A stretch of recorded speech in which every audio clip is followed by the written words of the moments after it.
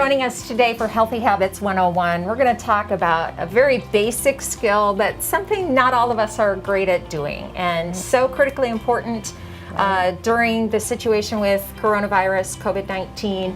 Molly Satter, Health Services Supervisor, and we do some education in classrooms and areas for students regarding the proper way for hand washing. Your nurses have been doing that. They'll continue to do that. Correct, yes. Well, we want to reinforce what we've been doing and, in fact, increase that. So, yeah. Very good. So, let's just do the basics here. It seems like something everybody should know how to do. Problem is, we don't often take the necessary time to do it. Yep. Okay, Molly, maybe you can instruct me on how I should do this properly. What's my first step? Right, so you're going to come up to the sink, and this is an automatic, obviously, and so you don't need to turn it on, otherwise you'd obviously turn the water on. And then you're going to get your hands wet, and you're going to put some soap on your hands. How much? How many pumps? A couple pumps to just get really good lather on your hands.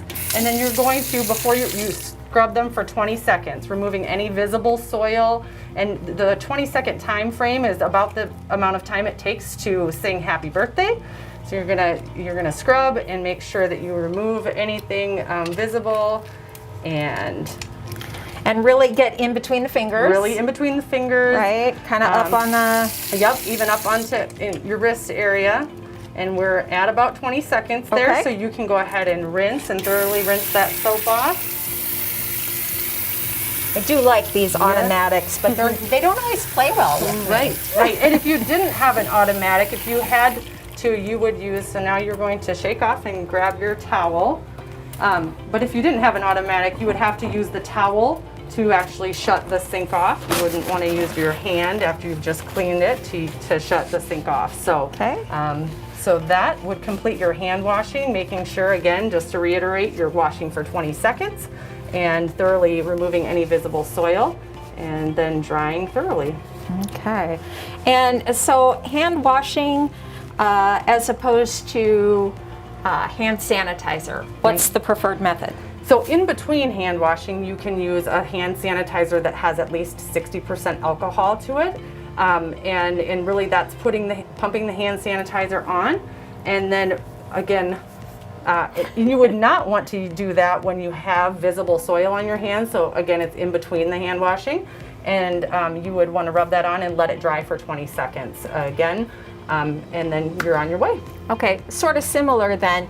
A couple of pumps, make sure you get it all over your hand area, not just necessarily on your palms. Not just on the palms, but you're going to want to get all parts of your hands and thoroughly cover your hands and let that dry is an important piece as well. And you can check the back where it says active ingredients, and that's where Molly indicated 60%, at least 60% alcohol. Right. And another important thing to note for younger children, you always want to make sure you're using the hand sanitizer when they're being supervised using that. So not leaving it or leaving them unattended with it is always a good idea. They may not know the impact of that if they were to put their hands by their mouth or something along that line. But certainly this is an option. Hand washing is preferred. Yes, absolutely. Hand sanitizer never takes the place necessarily of the thoroughness that hand washing provides, but it's certainly good in between those hand washing. Okay, very good. When you can, wash your hands often.